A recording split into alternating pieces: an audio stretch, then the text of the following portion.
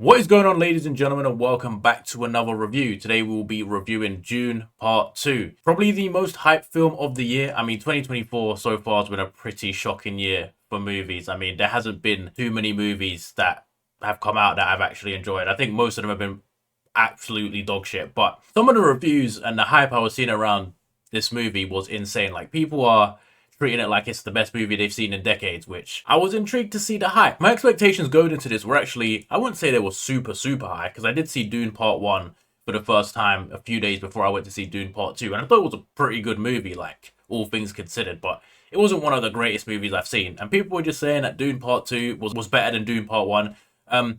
Is it better than Dune Part 1? Is it Dune or Dune? I actually don't know. So is Part 2 better than Part 1? I would probably say slightly. I'll give Part 2 the edge. I think there is some things about it which I don't like, but at the same time, I think it's just more of an achievement in filmmaking than Part 1 is. The backgrounds, the effects, everything is like perfect. And the first thing I actually want to talk about is what kind of a monumental fucking achievement in film this movie actually is, because everything about it, it's just made with, like, I wouldn't say perfection. There's a few things about it that's not great, but like every little detail in this, like they paid attention to it. Like the directing, the cinematography, everything is really good. I'll give them that. The soundtrack, the score is amazing. I mean, for a lot of sci-fi films, the score it fucking slaps. But like, yeah, the score for this movie is really good, and it just fits seamlessly with the movie. In terms of the acting and the performances, I think most of the performances are very good. But that's what happens when, you know, the whole cast is basically just some of the best actors around. I do think there's a few that didn't convince me. One thing about this franchise is that the side characters are way more interesting than the main two characters. Paul,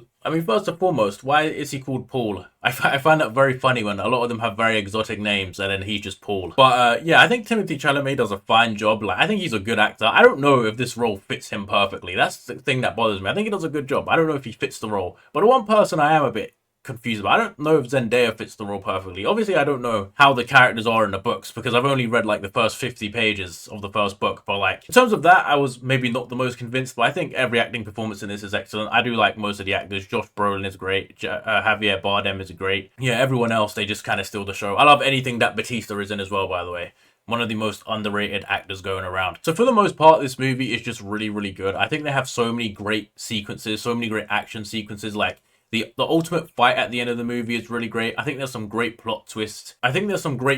Sprinkled in throughout. I think all the worm scenes are like pretty epic. I think some of the character development you get with a lot of the characters is great as well. In terms of some of the things I actually didn't like, so as I mentioned before, I actually find the side characters way more intriguing in this than the main two characters. Like, yeah, Paul is a pretty bog standard sort of protagonist. I think Chani, is that how you say her name? Whoever Zendaya plays, I just don't really feel too much depth to her character, and I feel like they really try to force the relationship between them. And I feel that might be with the time constraints of the movie, because they obviously have to force a bunch of stuff into, what was it, like 2 hours and 40 minutes. Like, obviously they can't make a 4-hour cut of the movie. There were some characters that were cut off completely. I feel like there's quite a few characters, not just in part 2, that kind of just get like not enough screen time. I think the Harkonnens in general don't get enough screen time. I think there's some of the best characters in there. I feel like Batista in particular, like, he doesn't get any real screen time. Like, his character, I don't know how it is in the books, but I feel like his character just didn't get enough screen time. And even like the ending to his character, it felt like, you know, there wasn't enough screen time for him. And maybe that does kind of play into the fact that I feel like their relationship does kind of feels a little bit forced. I also think like Paul's rise to success also feels a little bit forced, because you see him like obviously progressing through all these different stages of the movie. You know, he's learning how to be a Fremen, and then he's ascending into his like fucking fortune seeker mode or whatever he is, like seeing the future. I think they kind of rush through it a little bit because obviously time constraints, they can't show him failing many times. But it was intriguing because when I walked out the cinema, this one guy, I overheard this guy say, they make Paul seem like he is infallible and he can do no wrong and he can never fail at anything, which I think has been a massive criticism of some other movies. Like, for example, Captain Marvel, for example. Like, every time I hear these arguments against movies like Captain Marvel or so-called woke movies, one of the biggest points is that the main character, they are just perfect, they can do no wrong, they're not failing, they're not self-made, there's nothing relatable about them. And with Paul, I think he has that similar type of thing. Like, he has not failed at one hurdle so far, which I find a little bit, you know, peculiar. You know, he's instantly first time riding the worm or whatever. He fucking gets the biggest worm of all time and he rides it with no problems. Chosen One, he can fight anybody. He's never lost a fight, even though he's apparently nowhere near the best fighter in the entire thing. You know, he can never lose a fight either.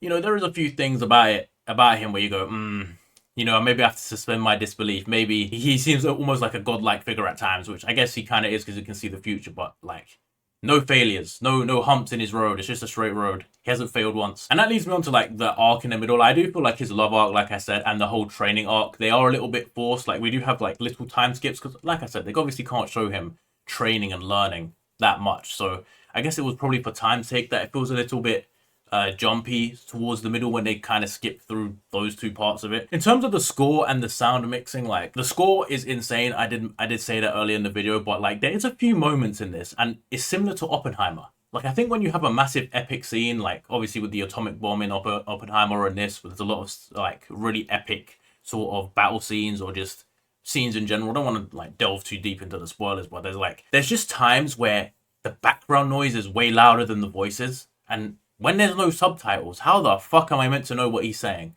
There was one time in particular towards the end of the movie where I think it was when he was saying something to the Baron Harkonnen. I just didn't hear what he said because the score was overpowering it, you know what I mean? And that is kind of annoying. It's never great to miss a moment. I mean, maybe it's an IMAX thing. I don't know. Like this movie is definitely something you should experience in IMAX. That's for sure. Anyway, another thing that kind of bothered me, and I think again, it's just the time constraint of the movie because they have to force so much into so little time. And I did mention it previously, and it's mainly Batista's character's arc because he feels a little bit like a bit of a main character to the story. And like I said, I haven't read the books, but like we just get no real context on him. And it kind of frustrates me. They allude to how he defeated Josh Brolin's character in the first one, and Josh Brolin escaped with his life. But then, this is a minor spoiler. In this, him and Josh Brolin go face to face, and the interaction lasts for about 3 seconds. It's like, well, we're not going to get a proper fight. Like, can we not get a pretty epic fight scene between Josh Brolin and Batista? I think that would have been awesome.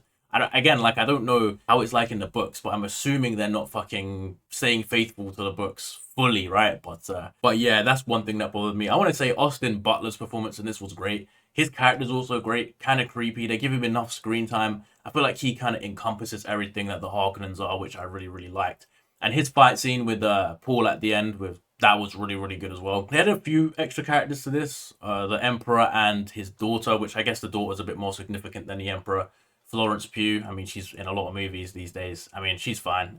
Also, I want to give a shout out to, is it Rebecca Ferguson that plays Lady Jessica in this? Like, I find Lady Jessica to be kind of an irritating character and kind of a, like, and she's obviously meant to be a morally sort of grey character, right? She's one of those characters who, they're just really well done, and the development on her is crazy. Like, the character development she goes through is pretty fucking cool, and she kind of turns into this almost insane woman throughout the movie, which, you know, personally I didn't like her character, but I think that's the whole point, so you have to give credit where credit's due on that. Anyway, overall, what would I rate this movie out of 10? I mean, this movie is very, very good. On Letterboxd, I give it 4.5 out of 5, which is a 9 out of 10. I mean, this is as good as sci-fi gets in terms of like being perfectly well made. It's one of those movies that you go to the cinema, you watch it in IMAX, you pay the extra money to go see it in IMAX. The experience is just insane. I think there's not many movies that can qualify for that, if it makes sense. Like, there's not many movies where I'd say, yeah, this is even worth leaving your house for. But like, when you get movies like Dune Part 2 or Oppenheimer, stuff like that, it's really worth going seeing in the cinema. I think, you know, you get the full effect. My ears are still fucking ringing from all the explosions, to be fair. I would definitely recommend you see this. Amazing. I get it's a really good movie. Obviously, it has a few flaws. I don't think it's perfect. Like, I don't think it's perfect. I feel like it is a tiny bit overhyped, but at the same time, it's very, very good. And yeah, I'm excited for Dune Part 3 whenever that comes out. Probably another couple of years for that one. But yeah, that's all I got for you today. I'll see you all in the next one.